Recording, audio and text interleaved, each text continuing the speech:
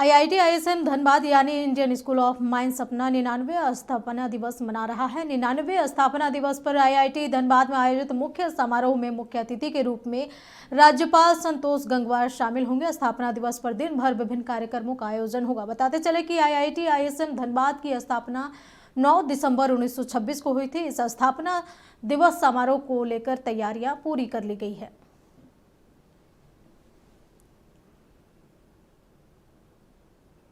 सुबह 11 बजे से शुरू होगा और झारखंड का गवर्नर आ रहे हैं हमारा मुख्य अतिथि होके। उनके साथ पैंडल में, स्टेज में रादर 2 गेस्ट ऑफ ऑनर रहेंगे।